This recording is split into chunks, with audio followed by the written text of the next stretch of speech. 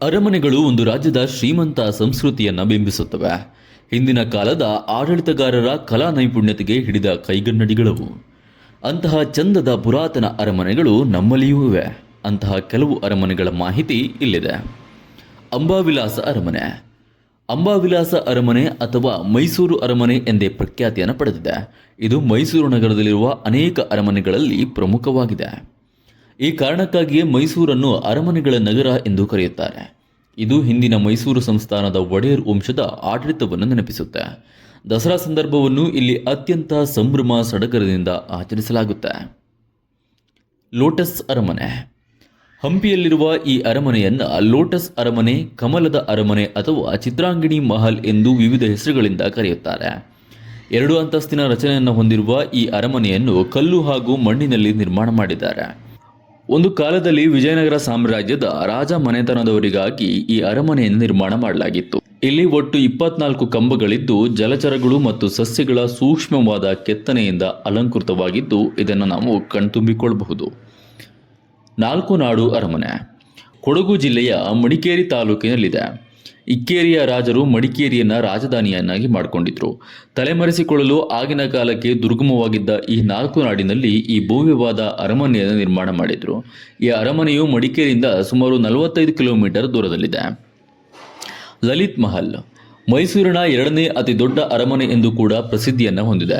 ಈ ಸುಂದರವಾದ ಅರಮನೆಯು ಮೈಸೂರಿನಿಂದ ಕೇವಲ 11 ಕಿಲೋಮೀಟರ್ ದೂರದಲ್ಲಿದ್ದು ಮೈಸೂರಿನ ಮಹಾರಾಜರು ಆಗಿನ ಭಾರತದ ವೈಸ್ರಾಯ್ಗಳಿಗಾಗಿ ಮತ್ತು ಅತಿಥಿಗಳಿಗಾಗಿ ಈ ಅರಮನೆಯನ್ನು ನಿರ್ಮಾಣ ಮಾಡಿದ್ರು ಎಂದು ಹೇಳಲಾಗುತ್ತೆ. ಈ ಅರಮನೆಯಲ್ಲಿ ವೈಸ್ರಾಯ್ ಕೊಠಡಿ, ಔತಣಕೂಟ ಹಾಗೂ ನೃತ್ಯ ಮಂಟಪವನ್ನು ಕಾಣಬಹುದಾಗಿದೆ. ಇಲ್ಲಿನ ಮೆಟ್ಟಿಲು ಇಟಾಲಿಯನ್ ಶೈಲಿಯ ಅಮೃತಶಿಲೆಯ ಕಲ್ಲಿನ ಬಳಕೆಯಿಂದ ಮಾಡಲಾಗಿದೆ. ಟಿಪ್ಪು ಸುಲ್ತಾನ್ ಅರಮನೆ. ಈ ಅರಮನೆ ಬೆಂಗಳೂರು ನಗರದಲ್ಲಿದೆ. ನವಾಬ್ ಹೈದರ್ ಅಲಿ ಖಾನ್ನ ಕಾಲದಲ್ಲಿ ಪ್ರಾರಂಭಗೊಂಡ ಈ ಅರಮನೆಯ ನಿರ್ಮಾಣ ಟಿಪ್ಪು ಸುಲ್ತಾನರ ಕಾಲದಲ್ಲಿ ಪೂರ್ಣಗೊಂಡಿತು. ಈ ಸುಂದರವಾದ ಅರಮನೆಯ ಕಟ್ಟಡವನ್ನು ಸಮಕಾಲೀನ ಇಂಡೋ ಇಸ್ಲಾಮಿಕ್ ಶೈಲಿಯಲ್ಲಿ ನಿರ್ಮಾಣ ಮಾಡಲಾಗಿದೆ. ಅರಮನೆಯ ಗೋಡೆಗಳು ಮನೋಹರವಾದ ಬಣ್ಣದ ಚಿತ್ರಗಳಿಂದ ಅಲಂಕೃತವಾಗಿದೆ. ಜಯಲಕ್ಷ್ಮಿ ವಿಕಾಸ್ ಅರಮನೆ. ಇದು ಮೈಸೂರು ನಗರದಲ್ಲಿದೆ. ಇದು ಮೈಸೂರು ವಿಶ್ವವಿದ್ಯಾನಿಲಯದ ಆವರಣವಾದ ಮಾನಸ ಗಂಗೋತ್ರಿಯ ಪರಿಸರದಲ್ಲಿದೆ. 1905ರಲ್ಲಿ ಕೃಷ್ಣರಾಜ ಒಡೆಯರ್ ಅವರ ಅವಧಿಯಲ್ಲಿ ಇದನ್ನು ಸ್ಥಾಪನೆ ಮಾಡಲಾಯಿತು. ಈ ಸುಂದರವಾದ ಕಟ್ಟಡವನ್ನು ಮೊದಲು ರಾಜಕುಮಾರಿ ಮ್ಯಾನ್ಷನ್ ಎಂದು ಸಹ ಕರೆಯುತ್ತಾರೆ. ಇಲ್ಲಿ 125 ಕೊಠಡಿಗಳು, 300 ಕಿಟಕಿಗಳು, 247 ಸೊಗಸಾಗಿ ಕೆತ್ತಿದ ಬಾಗಿಲುಗಳನ್ನು ಒಳಗೊಂಡ ಭವ್ಯವಾದ ಅರಮನೆಯಾಗಿದೆ.